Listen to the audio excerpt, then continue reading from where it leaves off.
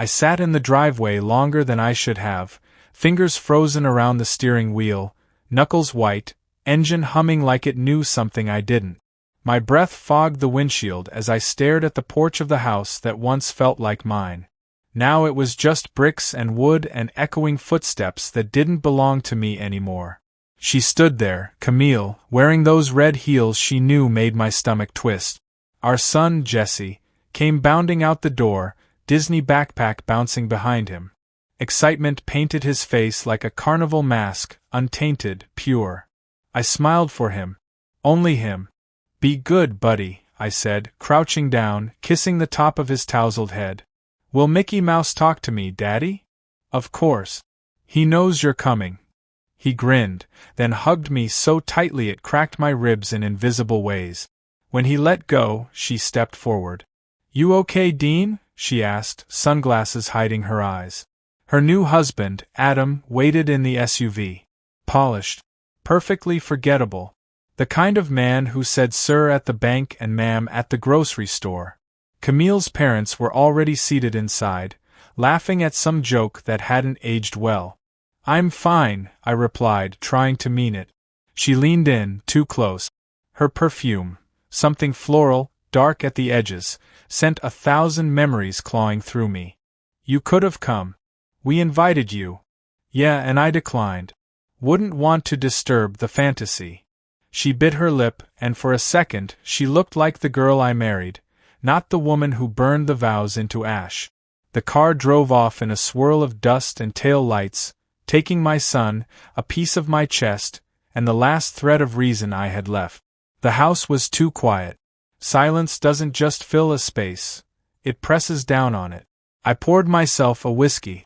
2 fingers. Then another. Then I lost count. My phone buzzed. Work email. Nothing urgent. Then a text. "You sure you're okay? Camille." I ignored it. Instead, I called Olivia. She answered on the second ring. "You never call this early," she said, voice wrapped in silk and smirks. I didn't want to drink alone. I thought that's what ex-husbands did best. She wasn't wrong. Olivia was everything Camille wasn't. Dark-haired, savage, beautifully indifferent. She was also married to a hedge fund ghoul named Marcus who paid more attention to crypto charts than to her moans. Not my problem. She came over in a red coat and nothing underneath but thigh-highs and a smile that said, "I know what you want." I didn't speak when I opened the door. I pulled her inside, pressed her against the wall, and kissed away the hours I had lost trying to forget Camille. We tangled in sheets until there was no space left for guilt. Only heat, sweat, and the low hum of something deliciously wrong. Afterward, she smoked by the window, watching the rain begin. Her legs crossed, one heel dangling. "You ever think about her when you're with me?" Olivia asked. I didn't answer. She laughed. "That's what I thought."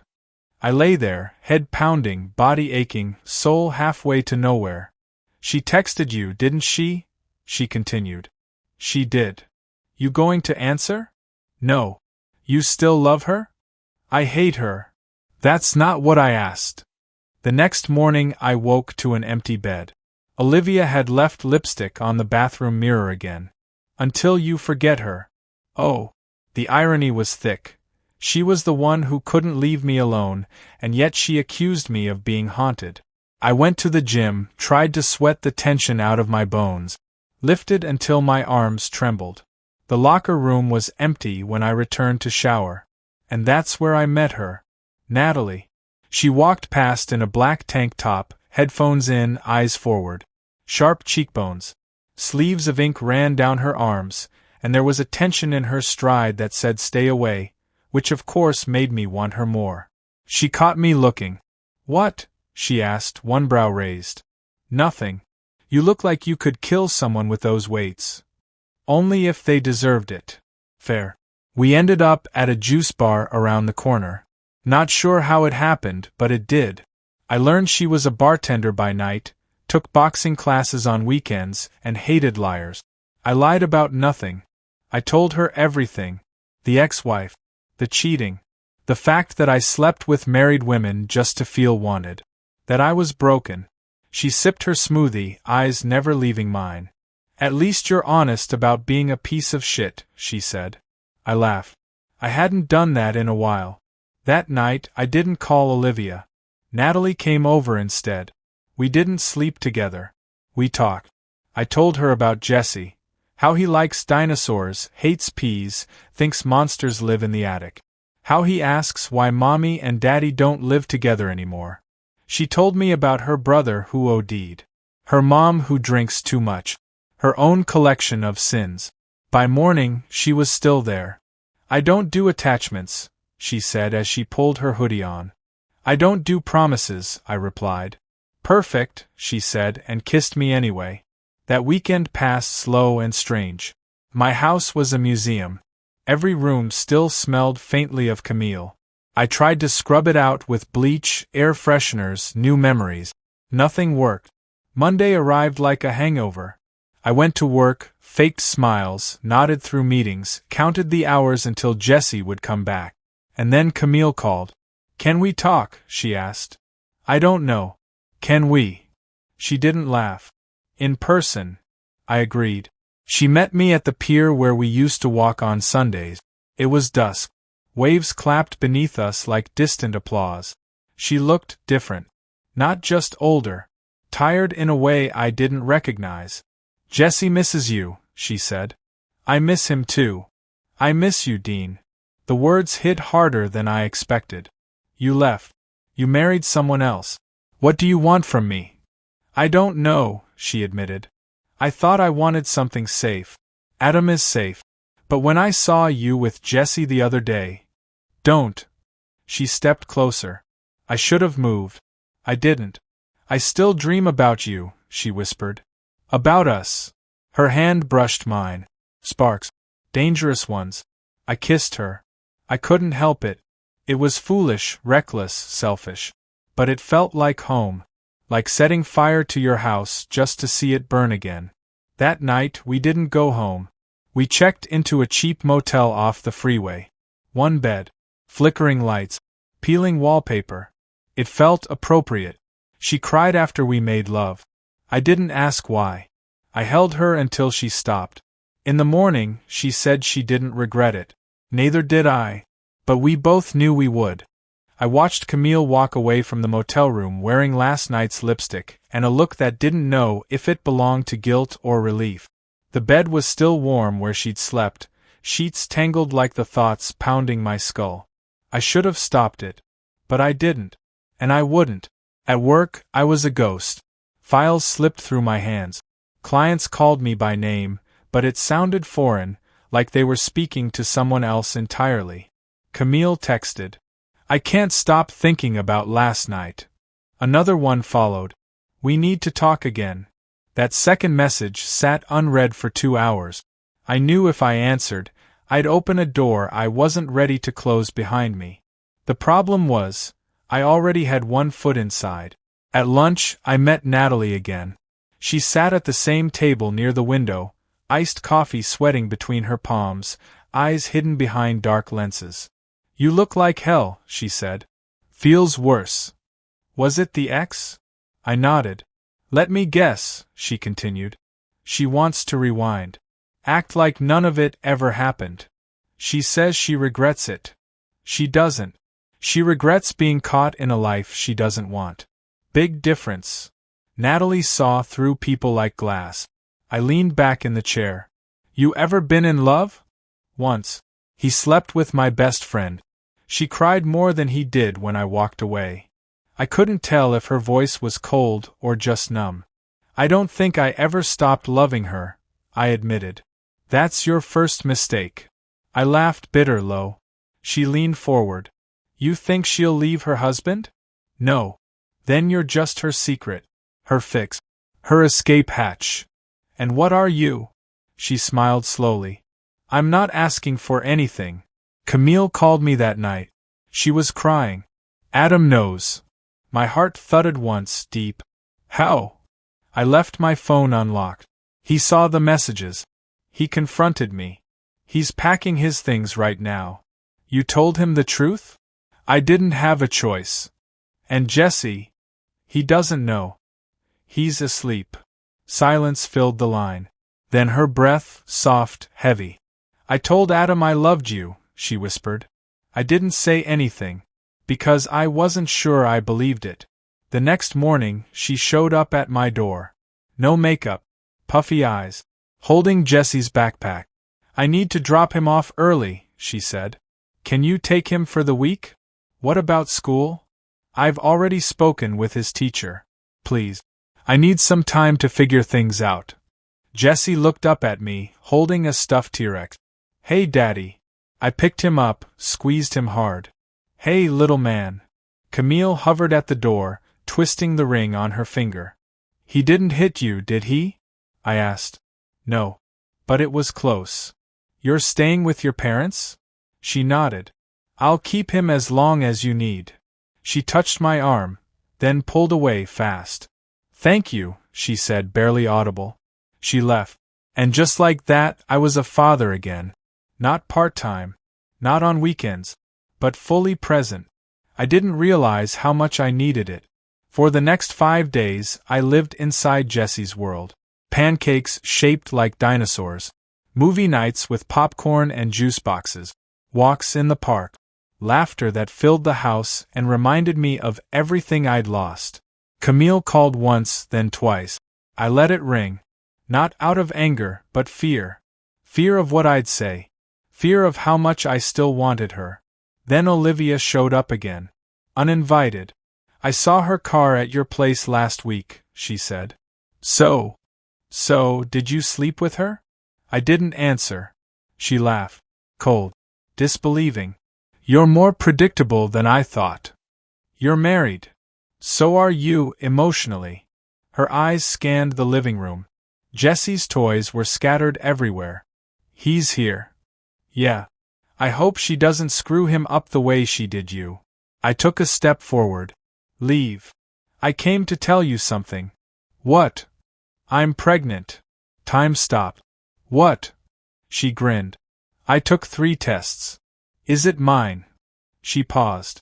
Long enough to cut the air. I think so. Think. I haven't slept with Marcus in months. And you want what from me? I don't know yet. But I thought you should know. She walked out, heels tapping a trail of chaos behind her. I sat in the bathroom for an hour. Phone off. Mind spinning. Pregnant. A maybe child. From a maybe love. Born from definite mistakes. Camille came by the next day. She looked better. Stronger. Less afraid. Can we talk? She asked. Is it about Jesse? It's about us. I didn't know whether to invite her in or slam the door. She came in anyway. He asked me if we're ever going to live together again, she said. And I didn't know what to tell him. I'm not sure either. She sat across from me. The coffee table between us felt like a chasm. Adam moved out, she said. I figured. I didn't ask him to. But you didn't stop him. No. Because I realized something. What? I want to try again. With me. She nodded. You broke me, Camille. I know. I trusted you. And you gave up. I thought I was protecting Jesse. I thought if I left before we poisoned each other, it would be better. But it wasn't. No. It was worse. Silence. Then I said, Olivia's pregnant. Her face cracked. What? She came by. Says it's mine. Is it? I don't know. Camille stood up, backing away like I'd slapped her. You're still seeing her? No.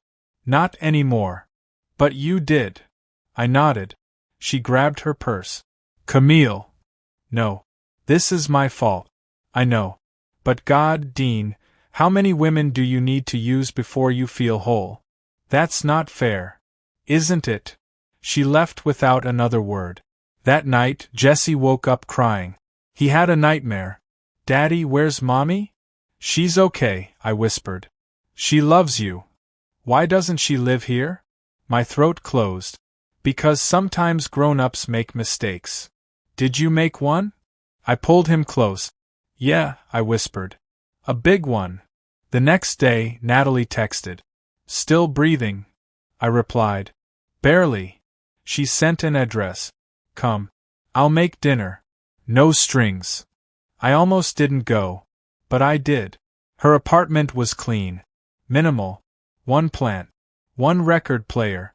A cat named Whiskey. We ate pasta. Drank wine.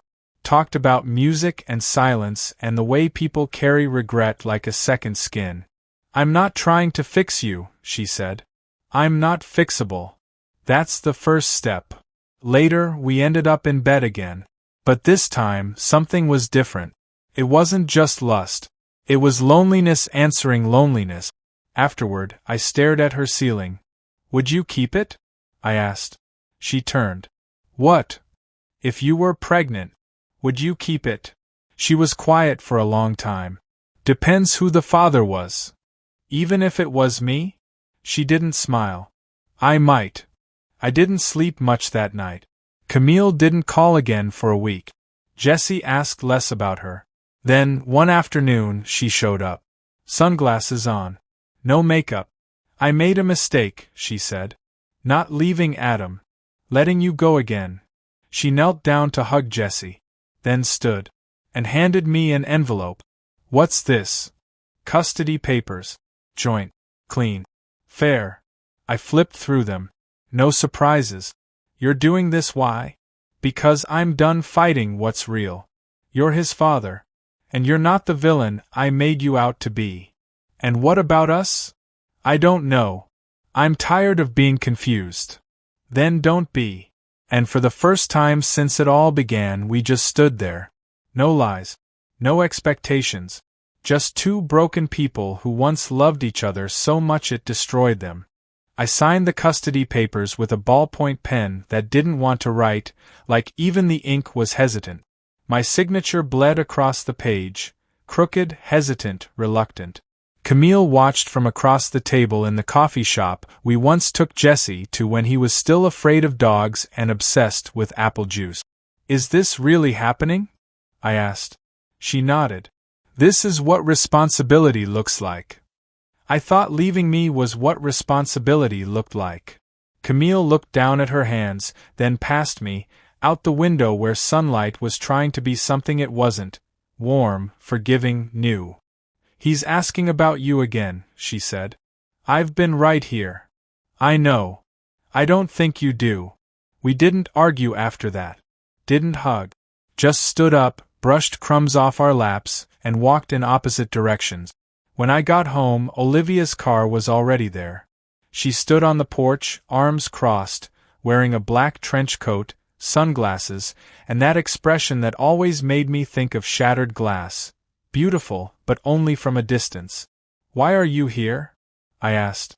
I had a doctor's appointment. And I'm 10 weeks. It's yours. I sat on the steps. The sky felt closer than usual. I'm not ready. She didn't flinch. Neither am I. Are you keeping it? Yes. Because of me? No. Because of me.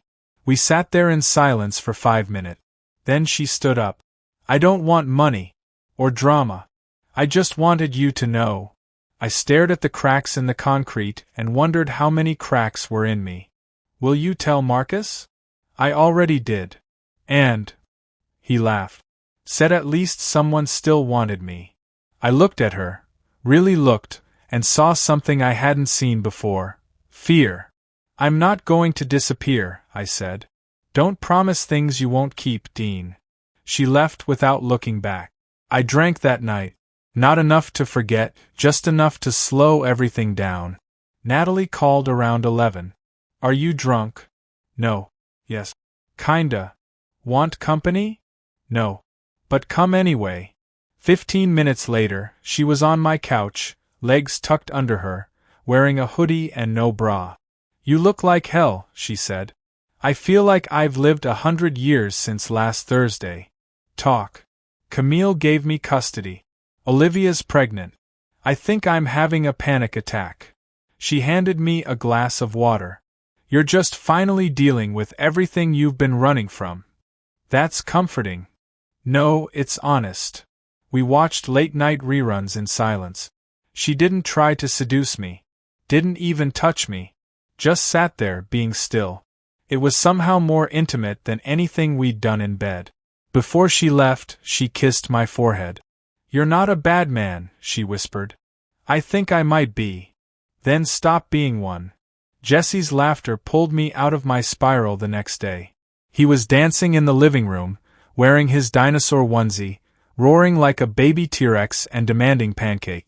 "Chocolate chip or I riot," he declared. "Who taught you the word riot?" I asked. "Mommy. She said it when her coffee machine broke." Fair enough. We built pillow forts. We finger-painted. We sang off-key to Disney songs. And then, without warning, Jesse asked, "Why don't you and Mommy kiss anymore?" I froze. Because sometimes people stop loving each other the same way. "Do you still love her?" I nodded. "In a way. But not in a way that means kissing." "Do you love me?" "More than anything." "Good. 'Cause I love you the whole world and even after that." That night, after he fell asleep in my arms, I cried into his hair. Camille texted a few days later. "Can we talk?" "Alone." I said yes. We met at her apartment, the one she was renting until she figured out her next move. She answered the door barefoot, wearing a tank top and leggings. Her hair was messy, her face clean. She looked human again. Not a memory. Not a fantasy. Just Camille. She made tea, and we sat on the floor, knees touching. "I miss you," she said. "But I don't think I deserve you. That's not how this works. I've lied. I've manipulated. I ran away when things got hard. And I slept with 2 women who weren't you." "I know." Her eyes flickered. Not with judgment, but recognition. "Do you think we were ever really happy?" she asked. "There were moments." "Is that enough to try again?" I didn't answer. Instead, I reached for her hand. We didn't sleep together that night. We just lay beside each other, fully clothed, listening to the sound of city traffic, pretending it was the ocean. "Do you want her baby?" she asked out of nowhere. "I didn't ask for it." "That's not the same thing." "I don't know. I'm scared." "You should be. I think I'd be a good dad." Again. "You are." The silence stretched. Then she said, "I'm not angry. About the baby. About Olivia. About Natalie. I'm not even surprised." "That's worse." "No. It's just reality." A week later, Olivia called again. "I need a ride," she said. "Doctor's appointment." "Where's Marcus?" "Still in the Bahamas. I think he's with his yoga instructor now." I picked her up. The waiting room was gray and cold. She held my hand while they did the ultrasound. "That's your kid," the nurse said, pointing at the flicker on the screen. My heart hiccuped. Olivia watched me. "Still scared?" "Yeah. Me too." Afterward, she asked if I wanted to keep being involved. "Not just a ride-along." "I do," I said. But deep down, I still didn't know what that meant. I saw Natalie one last time. We met at a bar. She was drinking something brown and mean. "You look different," she said. "I feel different. Less angry. More lost." "Exactly." She leaned in. "I don't want to sleep with you tonight." "Fair. But I want to say thank you." "For what?" "For letting me be the rebound you didn't deserve, but desperately needed." "You were more than that." She smiled sadly. "No, Dean. I wasn't. But that's okay." She kissed me once, soft and final, and left without turning around. One night, Camille dropped Jesse off early. He ran to his room. She stood in the doorway, hesitant. "Can I stay a minute?" I nodded. We sat on the couch. Then she asked, "Do you still love me?" I looked at her for a long time. "Maybe. But I'm not sure love is enough anymore." She bit her lip. Not seductively. Just afraid. "I want to try. Even if we fail again." I looked toward Jesse's room. "I don't want to break him more than we already have." "Then let's show him what rebuilding looks like." "Camille." I know we're a mess. But maybe we're the kind of mess worth fighting for." I didn't answer. But I held her hand. and this time neither of us let go. Camille asked if I'd come with them to Disney. Not as a father. Not as her ex-husband. But as something else entirely. A friend, she said. A maybe, I whispered. Jesse had been bouncing off walls for days, talking about Mickey Mouse like he knew the guy personally. I didn't want to say yes. I didn't want to pretend we were something simple. But when your son asks if you'll ride Space Mountain with him, you pack a bag. Adam wasn't going. Her new husband, now ex-fiancé, had moved to Seattle with a barista named Dakota. Apparently, Camille's parents were pretending the engagement never happened. Are you sure? I asked. She looked at me, eyes more tired than I remembered, voice softer. I'm done lying to everyone else. This trip's for Jesse. But maybe also for us. The flight was quiet. Jesse colored dinosaurs on the tray table. Camille read a book she didn't really turn pages in. I stared out the window and wondered how many fathers had found redemption in a theme park. Her parents met us at the airport. Her mom hugged me like I'd never left. Her dad didn't speak much, but when he did, it wasn't hostile. Just polite. Distant. I think he wanted to say sorry, but didn't have the words or the pride left to do it. We checked in at the Grand Floridian. One room for me and Jesse. One room for Camille and her parent. It was weird. But it was a start. Day 1, Magic Kingdom. We stood in line for 90 minutes to meet Cinderella. Jesse wore a Buzz Lightyear hoodie. Camille bought Mickey ears and matching shirt. We looked like a family. The kind that smiles in commercials and argues off camera. I kept catching her looking at me when she thought I wasn't watching. She'd smile and then turn away. Sometimes that's all we get. Half a moment that doesn't ask for more than recognition. We went on rides, ate overpriced churros, watched Jesse lose his mind over fireworks, and later, when he crashed in the hotel bed, arms flung wide like he was dreaming about flying, I stepped out onto the balcony. Camille followed me. She brought a blanket, sat next to me in silence. This trip's been good for him, she said. Yeah. And for us. Yeah. Do you want to try again? She asked. I exhaled. Camille. But before I could finish, she whispered. I'm not asking for a fairy tale. I just want to rebuild something honest. I looked down at her hands in her lap, fingers fidgeting. I'm not sure I can give you what you want. Then give me what you have. I didn't kiss her, but I let her rest her head on my shoulder. And somehow that meant more. Day 2, Epcot. Jesse threw up after too much ice cream and spinning rides. Camille panicked. I cleaned it up. Her father said, that boy needs a steady home. Camille replied, he has one. Later, Camille and I had drinks around the World Showcase. Moroccan lanterns, French pastries, German beer. By the time we hit Japan, she was holding my hand again. I thought I lost you, she said. You did. Then why are you here? Because you're not the only one who wants to believe in second chances. She kissed me in the Italy pavilion. Not hard. Not hungry. Just real.